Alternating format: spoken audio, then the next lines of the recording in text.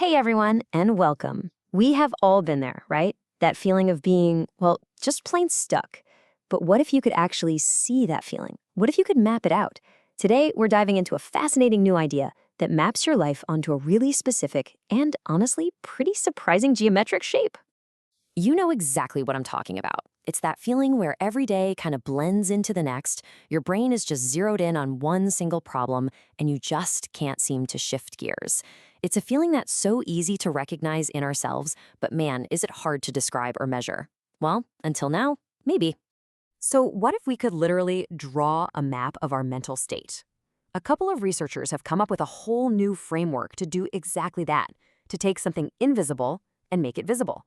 I mean, just imagine being able to look at a chart of your own stuckness, to be able to point and say, yep, that's me, right there, and to see all the paths you aren't taking.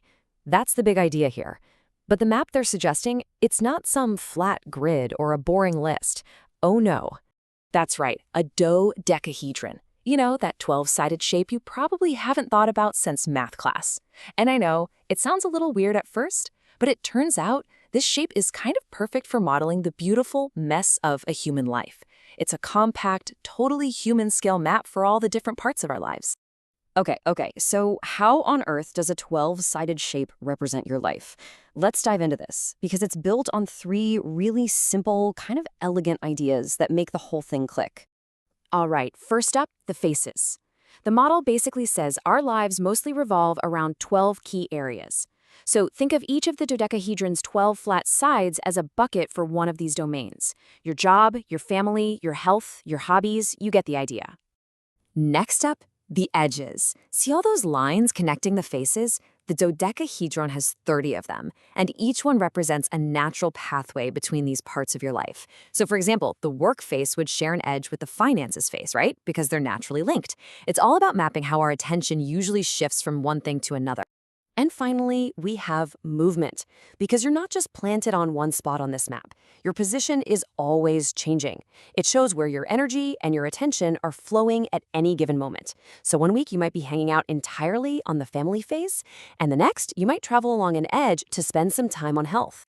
So we've got this dynamic map of life. The next big question is, can we use it to actually measure that feeling we started with? The feeling of being stuck?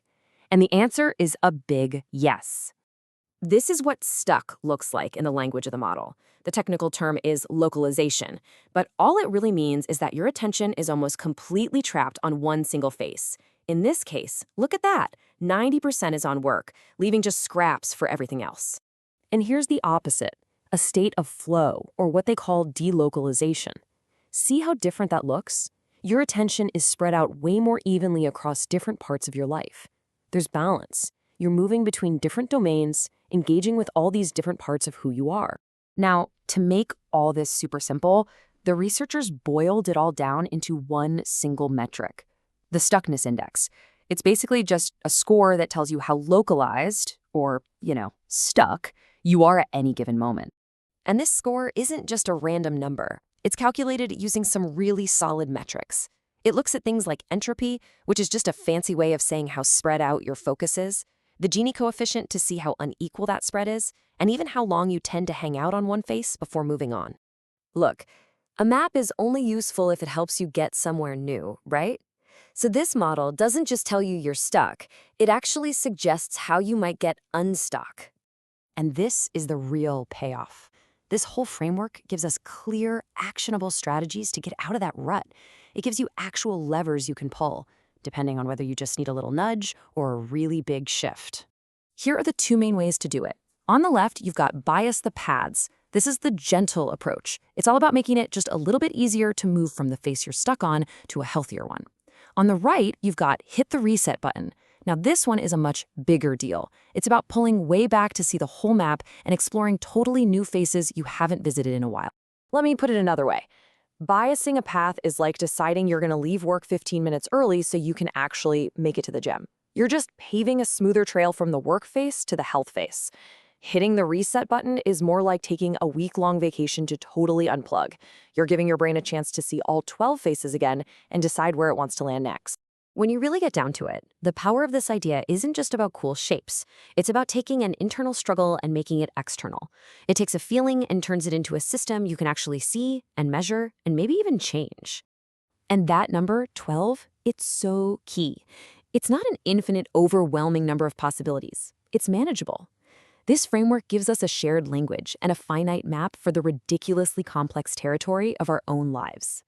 So, why does all this matter? Well, for one, it turns feeling stuck from this vague thing we complain about into a visible, testable state. It gives you, and maybe a therapist or a coach, a shared map to work from. And this part is huge. It makes claims that can actually be tested and even proven wrong, which is the sign of any good science.